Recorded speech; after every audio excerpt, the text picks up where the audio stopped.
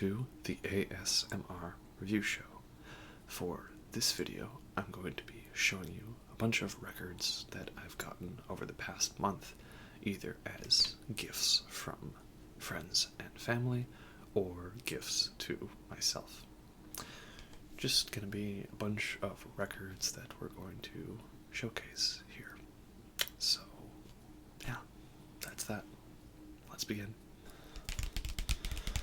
So, the first record, it's not exactly a new one for me, but it is a proper version for me. And this is Ride the Lightning by Metallica from 1984. So, what I mean by that description is that I had a copy of this already. That was a gift, and it was the Warner Brothers pressing of the record, which was not the greatest in sound quality. And then I had a friend borrow it, and he clearly didn't do the best job of taking care of it because it was very scratched. So I wanted a proper copy, and this is the newest repressing of it on the Blackened Records label. And my newest thing right now has been listening to records with headphones. I got a pair of good studio monitor headphones as a gift. And it's kind of how I feel about records in general. And it's hard to describe, but it's like, if you listen to like a poor sound and quality record or recording, the audio, it's kind of like here, sort of around your head, or it's sort of like at about kind of here. And if you listen to like a really nice sounding record with a good pair of headphones and a good sound system, it's like here. It's like all around you, and you feel like everything, and like the highs and the lows, and it's all perfectly balanced, as all things should be. So it's good to have a proper sounding version of this record. The album cover is the electric chair, as that's what the song Ride the Lightning is about. It's about getting put in the electric chair. You know, it's just pretty metal. And got some nice photographs of the band on the back here. This is Metallica's second album, and I think this really showcased the evolution of their style from Kill 'Em All to this one. And the songs, they were getting a little longer and a little more complex. And I think this was a trend that continued up until the Justice for All album. So the track listing is as follows.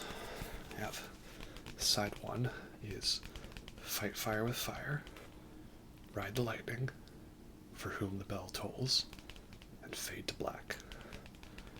And side 2 is Trapped Under Ice, Escape, Creeping Death, and The Call of Cthulhu.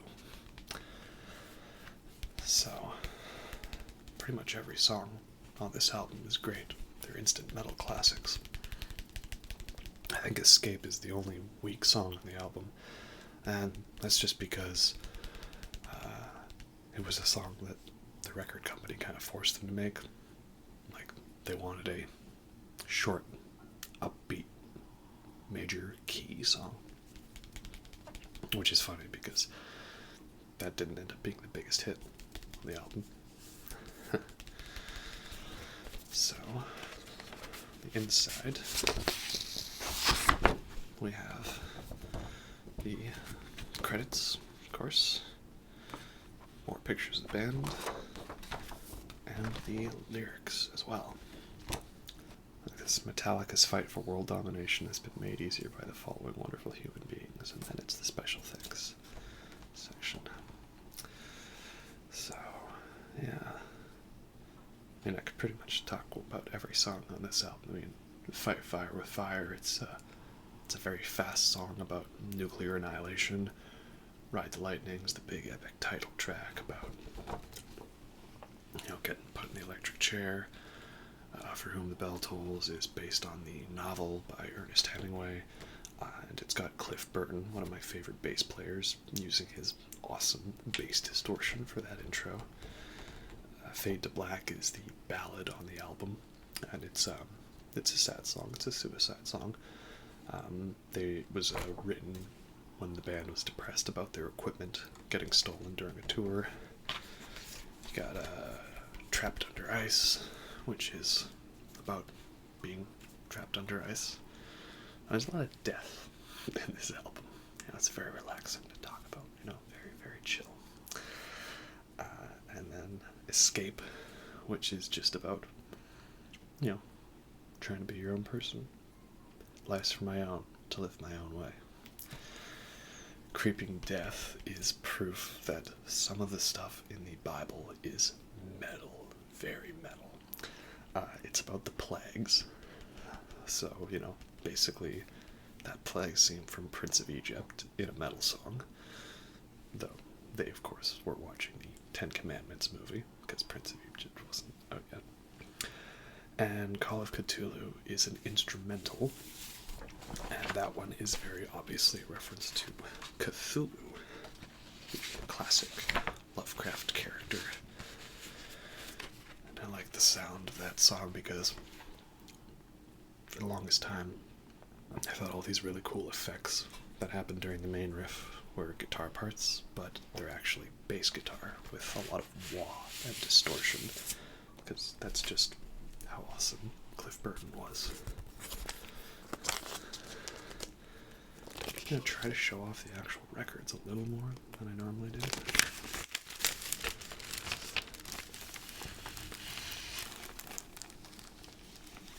I don't know how it sounds. Let me know. Maybe it sounds nice.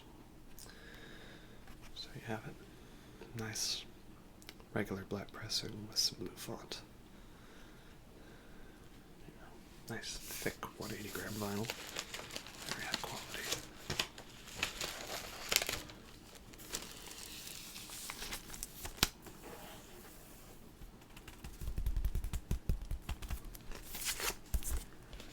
So,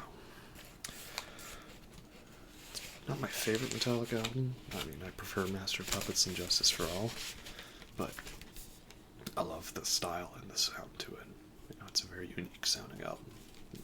And there's some great material on this one. Next one, this is a soundtrack album.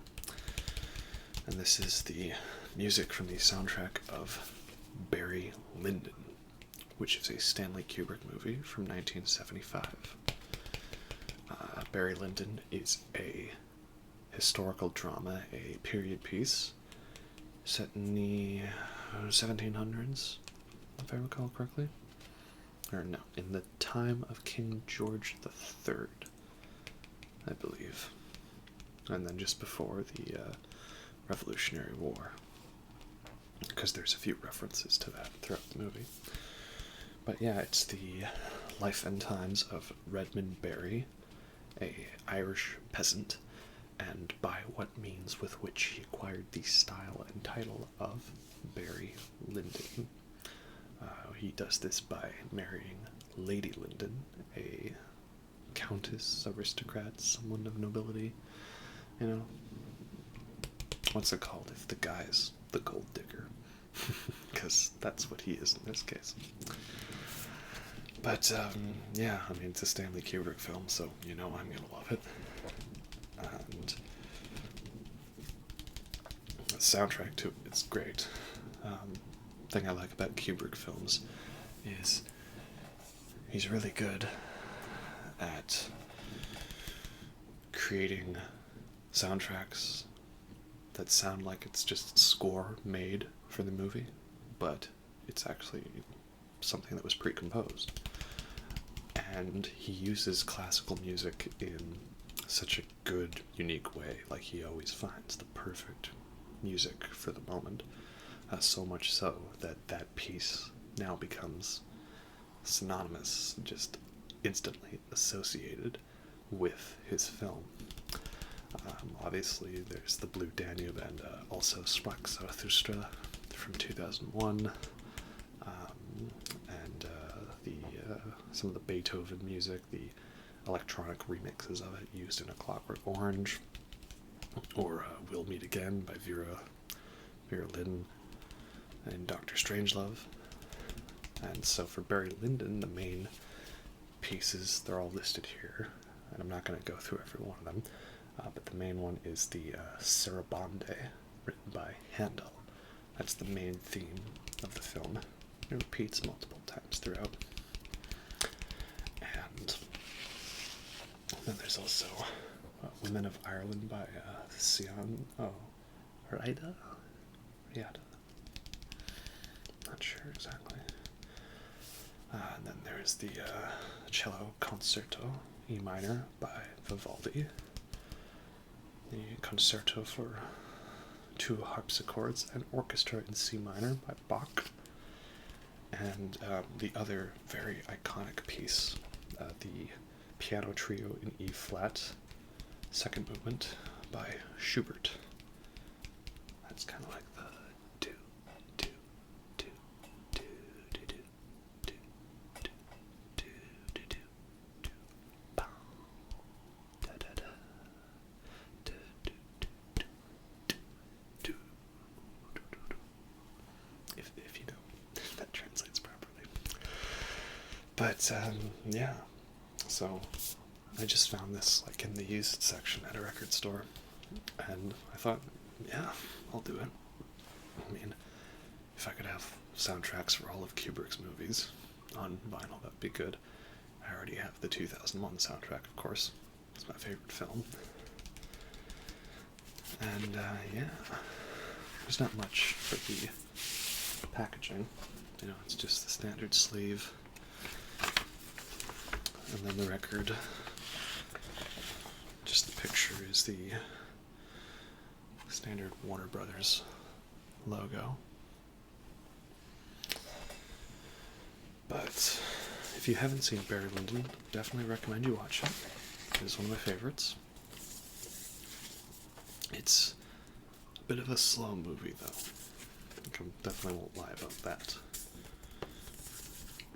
It's over 3 hours long,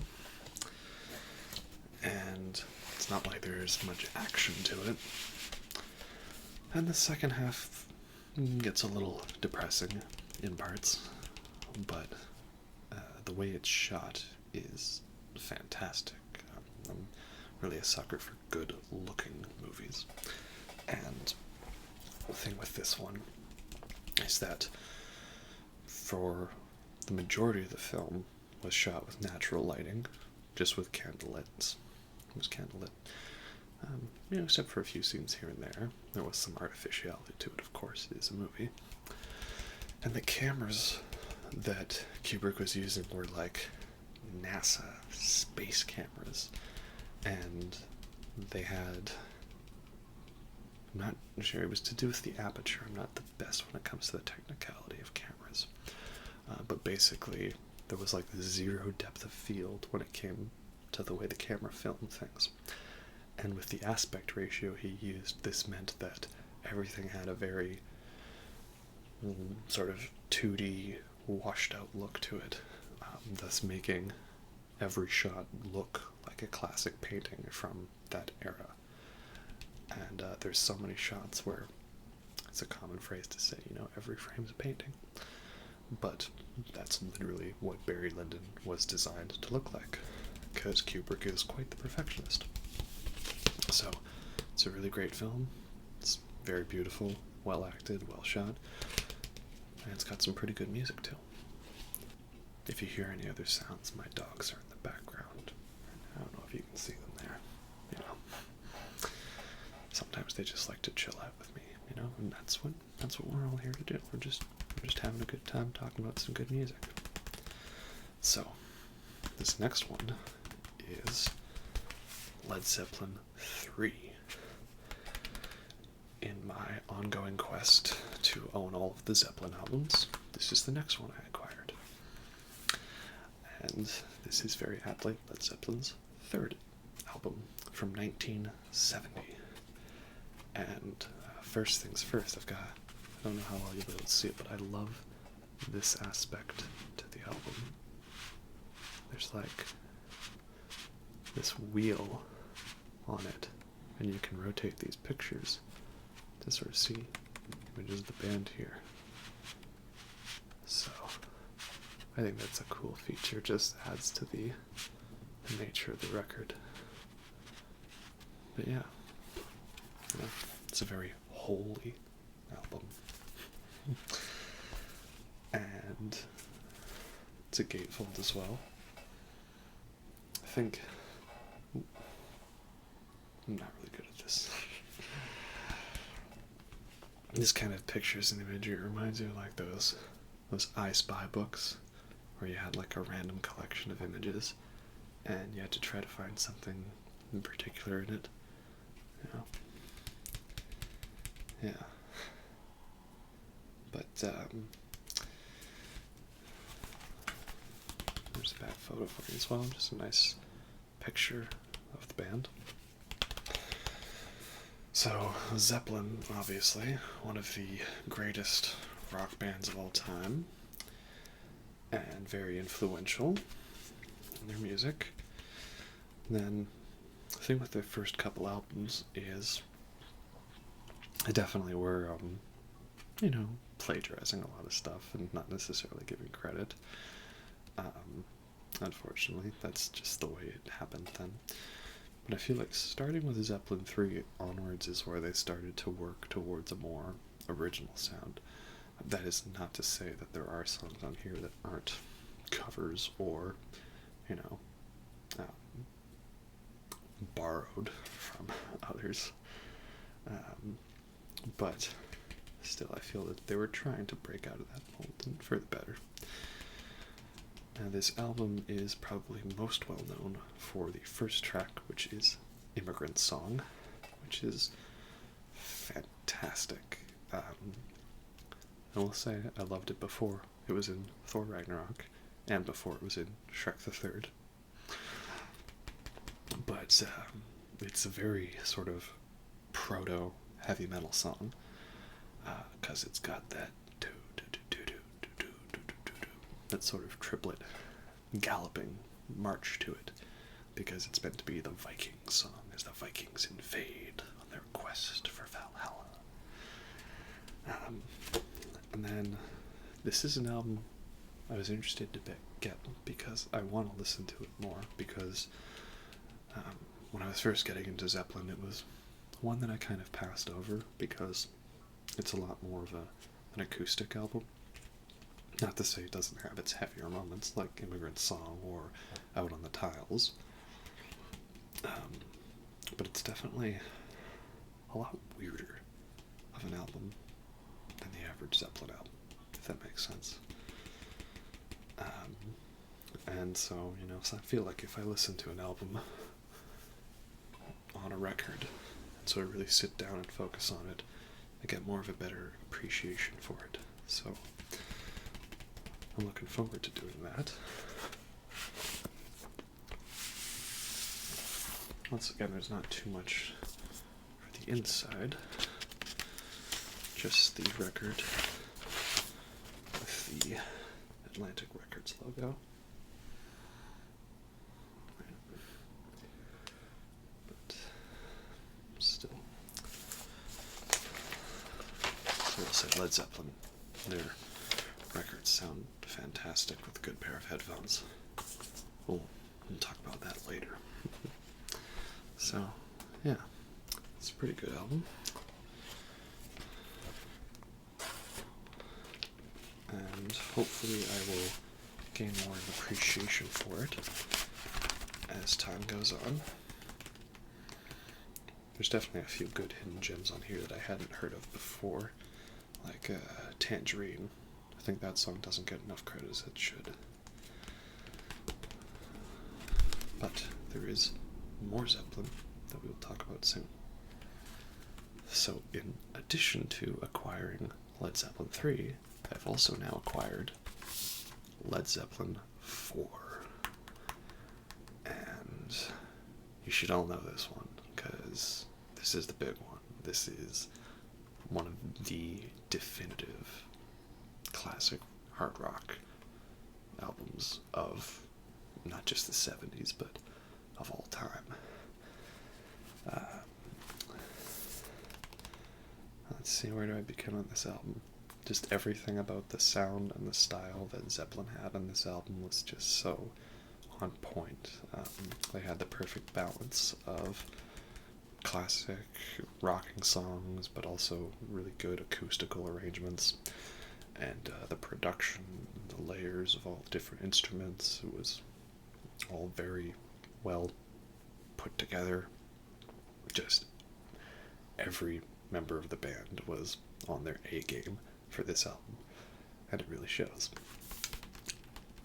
So, the thing I think was cool about this album is that Zeppelin kind of wanted to like put out something without really putting their name too much on it.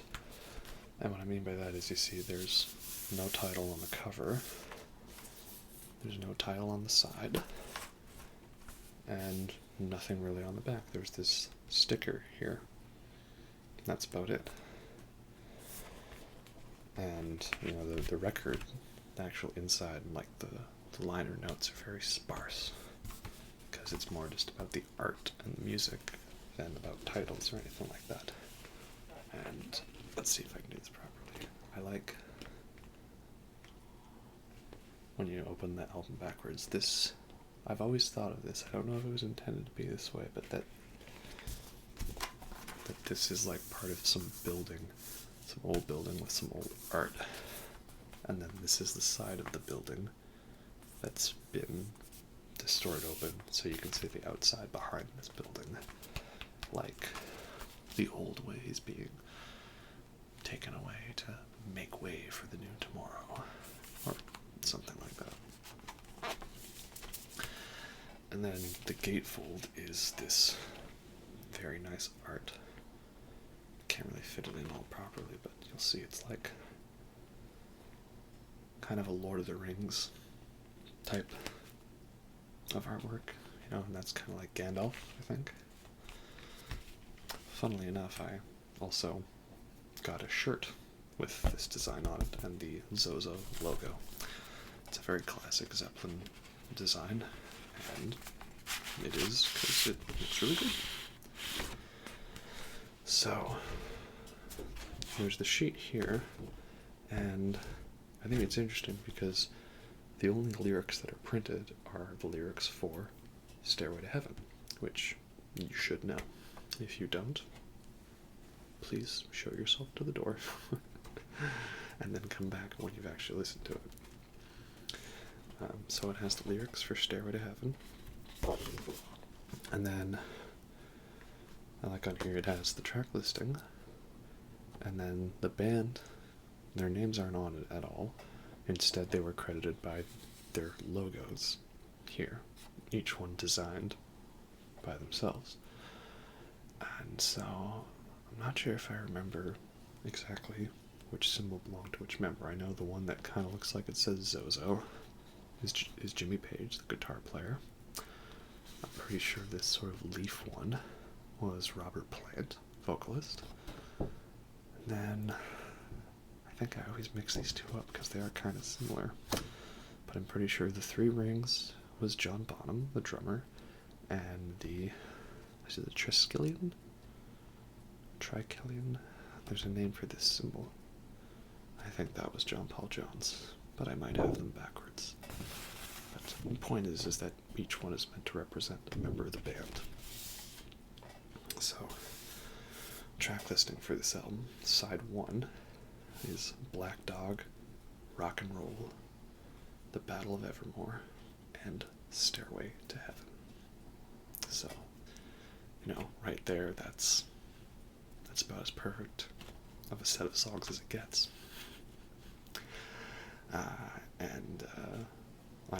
It's funny when I think of side 1, because if you've seen the movie Fast Times at Ridgemont High, sort of a classic 80s high school teen comedy movie, and I don't remember the names of the characters, but the sort of the cool guy, he's giving his advice to the main character for, you know, going on a date.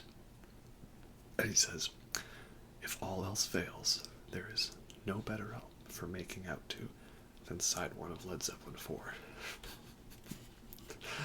And then it's funny because in the next scene he's playing Kashmir, which is side 2 of Physical Graffiti, so he really bollocks that one up. But it's funny because if you look at it, like, yeah, you could argue that that's a pretty good track listing for that. And then side 2 is Misty Mountain Hop, 4 Sticks, Going to California, and When the Levee Breaks. One of the best drum intros to a song ever. So, it's funny because, like, I always thought this was a really good album, but if you had asked me what my favorite Zeppelin album was, I probably would have said Led Zeppelin II or Physical Graffiti. And there's something about listening to an album, sitting down with the headphones, and, you know, like, holding the artwork and really absorbing yourself in the music that can really change your perspective on it. And because there's something about the secondary songs that they still incorporate well, or like you sit down and you really absorb yourself in the entire work of the music. And I like that. I think something about listening to a record is it should be like watching a movie, you know. You sit down and you observe the art. And you focus on the art, and you're not doing something else like cleaning or texting or reading the newspaper. You focus just on the music. Because that's what it is. Music shouldn't be a commodity. It's an art. And I think the physicality of having a record and the artwork and the gatefold contributes to this experience of the art. And Led Zeppelin IV is art. Okay. Next record we have, this is Dopesmoker by Sleep.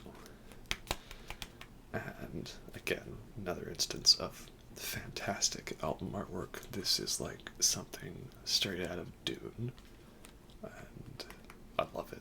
It's so retro, and I don't know if you can sort of tell because it kind of already has a bit of a shine to it, but specifically some of the images, like the characters here, have a bit of a glossy finish to it. It's a nice little touch.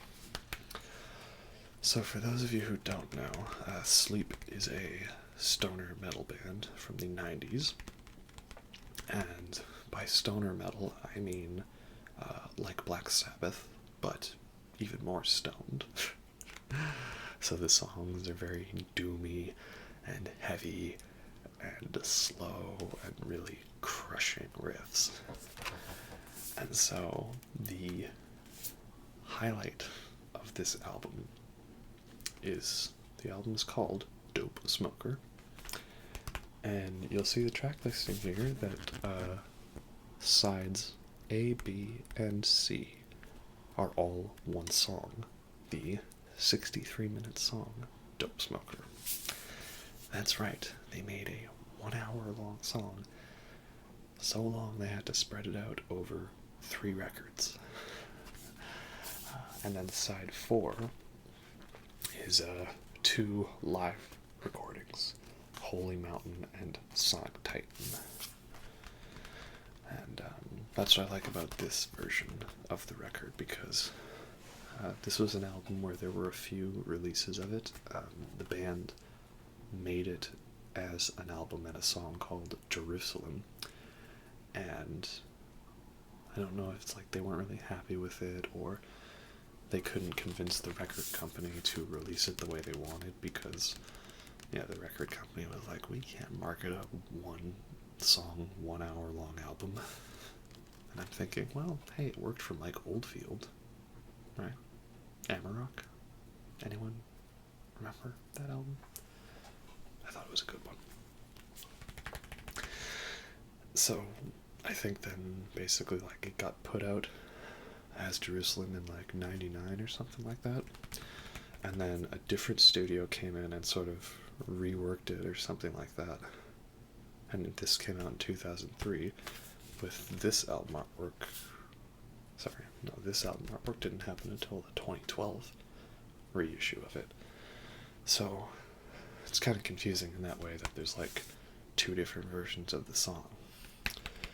And with each edition of the album, some of them had Holy Mountain as the bonus song, and some of them had Sonic Titan.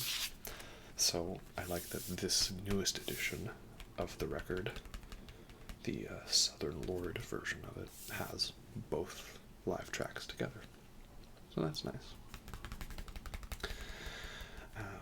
The thing that's also cool is Sonic Titan. So this says that the recording of it was in 1992. And what's interesting is that Sleep came out with a surprise album in 2018 on April 20th, of course. And they finally had a studio version of Sonic Titan. So, you know, I guess we can't complain about having to wait for a new Tool album when Sleep's had this song kicking around since before 1992. And it took them until now to release it. And I also like the gatefold for it. It's like the same artwork, but at night with this purple and blue aesthetic to it. So, both of the sleeves for the records are the same, so I'll just show you one.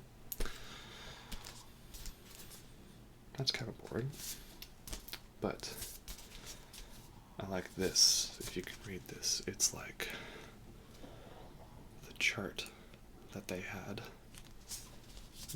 showcasing all the different segments and like the layout for this song. Because, I mean, you know, you already have enough riffs and like segments in like a 10-minute song, let alone, you know, one whole hour. So, yeah.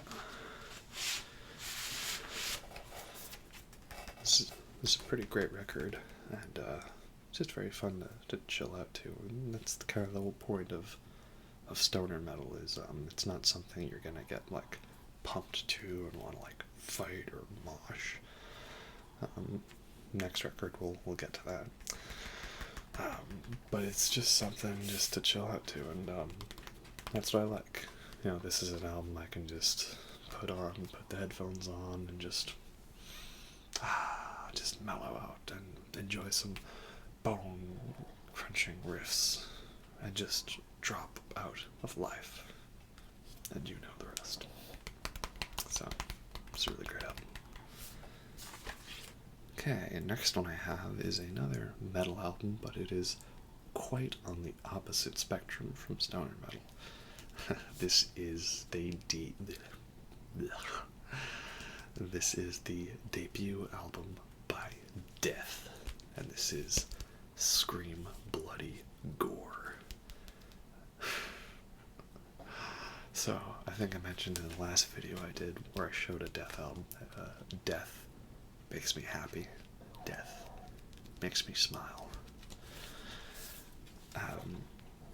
Something about Death's music is I hear one of the awesome riffs, like the ridiculously evil opening to Infernal Death or Zombie Ritual, and I'm just like, oh yeah,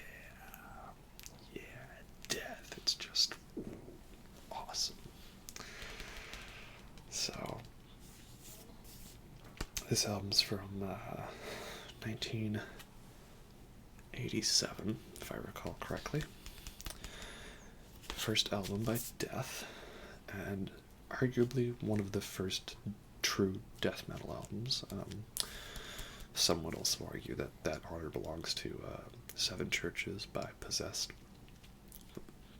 It's debatable, but this is definitely a death metal record, that's for sure. I mean, does it get any more death metal than this album cover? And some of these song titles, like Regurgitated Guts and Baptized in Blood, Torn to releases. Evil Dead. Yeah, this is a pretty brutal record. I won't talk too much about this one because I'm hoping to eventually have every Death album on vinyl. As of now, there's only two more that I need, Leprosy and Symbolic. I've seen Leprosy around, but there hasn't been a repress of Symbolic lately, which is unfortunate. And I like the way that they've done the artwork for these. Is they have a nice sort of lyric sheet that has photos of the band, and then all the lyrics on the inside. And then I've had this for all the other ones here, but there's like little written parts, notes from a lot of the people who like worked on the album, and them looking back at it. So there's a nice little written part here from Chris Reifert, I believe is his name. And he played the drums for the album. Chuck Schuldiner, if you say his name. I can never get the pronunciation right. But he's the sort of main head of Death. He was sort of the leader of the band, and he organized all the songs and the lineups throughout the years. And so on this one, he actually, in addition to vocals and guitar, he also did bass. It was really only a two-person project at the time. So the lineups changed pretty frequently from album to album. But Chuck, he was the main leader throughout all of it. And sadly, he passed away 2001, I believe. Death had already finished sort of their phase at that time, and he had moved on to start a new project with former members of Death called Control Denied. And I actually do have their album on vinyl. I'll have to show that in a video eventually. So, it's interesting because I think Death is one of the few bands that got better with every album. And I love this album, so for me it only gets better from here on outwards. So, this is a very great debut album and an important piece of metal history, and the sound on it is fantastic. It's very, very brutal. And that's how I like my death metal. And the last album, or should I say albums, that I will be showing you for today, I feel like a lot of great bands have what I call separated at birth albums. And what I mean by that is where they've been working on a bunch of songs, and instead of it being released as one long album, it gets split into two different ones. So Guns N' Roses had the Use Your Illusion albums, Metallica had Load and Reload, Radiohead had Kid A and Amnesiac, Pink Floyd had The Wall and The Final Cut, and in this case we have Hypnotize and Mezmerize by System of a Down. I saw these both in the store at the same time, and I knew that I had to get them together, because for me, I consider these one large album. They're both decently short, and they were recorded at the same time. Just Hypnotize was released a few months later. So I'll talk about them separately, but essentially this all kind of counts as one. So, first one of these two was Mezmerize. So System of a Down is a band that I couldn't really get into when I was younger. I never want to talk about, like some of their big classic songs like Chop Suey or Toxicity. And then all of a sudden one day they just sort of clicked for me, and I was just madly in love with everything they did. And it's just because they've got like a really unique style, keeps things interesting. So I think I like Mezmerize better than Hypnotize, but Hypnotize has some great stuff. Mezmerize starts off with the Soldier Side intro, and then Hypnotize ends with the full song Soldier Side. So it's meant to be one big circle, one big loop, which is again why I consider them one large double album. So, I love the production to these. The songs, they're very loud, but not loudness war loud. And they're very powerful and punchy, and the riffs have a unique sound to them that kind of stands out a little more from the contemporaries of that time. Pretty much every song on here is great. You got BYOB, Revenga, is that how you say it? Siguro, Radio Video, This Cocaine Makes Me Feel Like I'm on This Song, Violent Pornography, Question, Sad Statue, Old School Hollywood, and Lost in Hollywood. Some of you might know Lost in Hollywood because way back in the ancient days when PewDiePie was a Let's Play channel, he used Lost in Hollywood as an outro song for a little bit. And I like the packaging for this. It's just pretty simple. You got these sort of weird warped faces of the band, and then you got all the lyrics here. I think it's weird that like a lot of these lyrics are they're censored because there's a lot of swearing in their music, you know. But hey, that's okay. It's also weird because the song Violent Pornography, the lyric is choking chicks and sodomy, because these guys, they're on some whole other kind of level. But the word choking is censored, so that beats me. So that's Mezmerize, and I'll just show you a bit of Hypnotize now. Again, it's like two halves of a whole because it's the same back cover design, just sort of mirrored. In this one you have Attack, Dreaming, Kill Rock and Roll, Hypnotize, Stealing Society, Tentative, Ufig, Holy Mountains, Vicinity of Obscenity, which is one of the weirdest songs I've ever heard, and I love it. She's Like Heroin, Lonely Day, and Soldier Side, the full song. And the packaging, once again, is its very distorted photos and lyrics.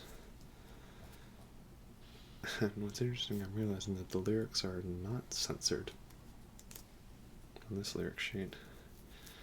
So, you know, I guess they stopped caring when they got to this about censorship. It's alright. So, yeah. I love System of a Down's style. Very unique.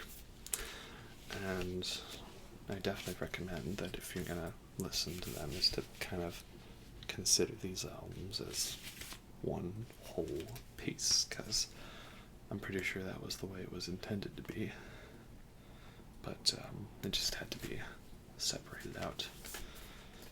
And yeah, really great records.